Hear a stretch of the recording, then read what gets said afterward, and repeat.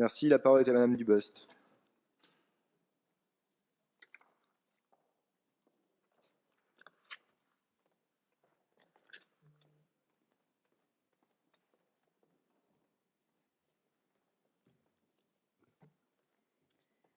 Monsieur le Président, Monsieur le Ministre d'État, Monsieur le Président de la Commission des lois, Monsieur le rapporteur, mes chers collègues. La proposition de loi qui nous est soumise aujourd'hui est un texte, cela a déjà été dit, technique, qui vient répondre à une lacune légale mise en exergue par la Cour de cassation dans son arrêt du 27 septembre dernier. Au regard des conditions de placement en rétention du demandeur d'asile qui tombent sous l'application de la procédure du règlement européen Dublin III. Ce texte emporte toutes les complexités d'une imbrication de différentes normes relevant de systèmes distincts, national et européen. Systèmes distincts mais connexes, dans la mesure où ils poursuivent tous le même objectif, un traitement juste et efficace des demandes d'asile au sein de l'Union européenne. Or, c'est bien dans cela que ce texte technique devient un texte éminemment politique. Comment ignorer ce phénomène majeur du début du XXIe siècle que représente cette grande crise migratoire, où se cristallisent tout à la fois désastres humanitaires, risques sécuritaires et fantasmes populistes. Nous refusons de tomber dans le clivage des discours qui opposent un choix mortifère entre une humanité totalitaire et une humanité divisée. Nous sommes régulièrement rappelés à la réalité de notre monde par des images insoutenables qui nous conduisent à une humanisation de notre droit tout en tenant compte de notre capacité à accueillir dignement ceux qui en ont besoin. Dès juin 2017, le président de la République avait appelé à la plus grande humanité dans la gestion de la situation des migrants et des demandeurs d'asile et assuré que la réforme du droit d'asile faisait partie des priorités du travail gouvernemental. La France a en effet toujours été une terre d'accueil qui protège ceux qui souffrent. Nous ne renierons jamais cette vocation. C'est dans cet héritage que doivent s'inscrire les mesures que nous votons ici. Fort de ce constat, le groupe La République En Marche s'est attaché à accompagner la structuration de ce texte selon 3 axes. Responsabiliser les acteurs, garantir les droits fondamentaux et assurer l'efficacité du système d'asile européen qui fait l'objet de nouvelles négociations.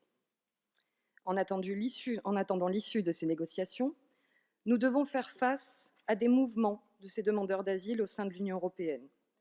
Entre 2012 et 2017, l'Allemagne est passée de 70 000 à 770 000 demandeurs d'asile, dont 300 000 ont été déboutés. Ces personnes peuvent être tentées de déposer une nouvelle demande d'asile en France. Dans ce cas, le règlement Dublin nous impose de transférer cette personne vers l'État responsable de l'examen de sa demande. Pour assurer ce transfert, le droit actuel prévoit la possibilité d'une assignation à résidence ou d'un placement en rétention s'il existe un risque de fuite, sans toutefois le définir. C'est sur ce point que la Cour de cassation est venue réclamer une précision légale par le législateur français, Madame Ménard. Le règlement Dublin exige, en effet, la caractérisation d'un risque non négligeable de fuite pour justifier cette mise en rétention du demandeur d'asile dit dubliné. Cette proposition de loi vient donc répondre au vide légal actuel et nous félicitons le travail du rapporteur dans sa démarche de clarification. À cet égard, le groupe La République En Marche a souhaité contribuer à cet effort de clarification du droit en apportant quelques éclairages sur la définition des 10 critères de mise en rétention. Nous nous sommes particulièrement attachés à distinguer le régime de la rétention administrative applicable à un demandeur d'asile de celui applicable à un immigré en situation irrégulière. Nous connaissons le parcours de ces demandeurs d'asile. Nous savons qu'ils ont parfois trompé la mort, effectué leur traversée dans des conditions inhumaines, avec la conviction que nous serons à la hauteur de nos prétentions humanistes. Nous ne pouvons donc leur répondre qu'avec de stricts impératifs opérationnels.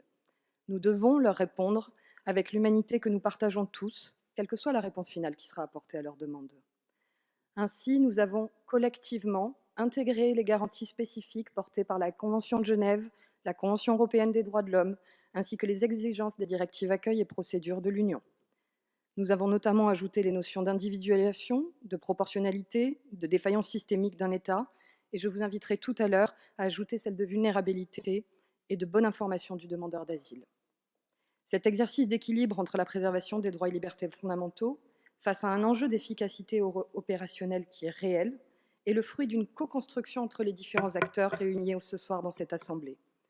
Monsieur le ministre d'État, nous souhaitons pouvoir poursuivre cette dynamique dans les textes à venir. Nous sommes en effet tous disposés à travailler en bonne intelligence, en s'appuyant sur des éléments matériels chiffrés, tels qu'une étude d'impact.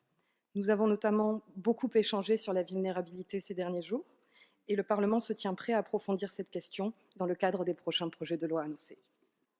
Le texte est complexe, nous l'avons vu, mais il porte en lui une dimension politique et un horizon européen. C'est pourquoi le groupe La République En Marche votera cette proposition de loi.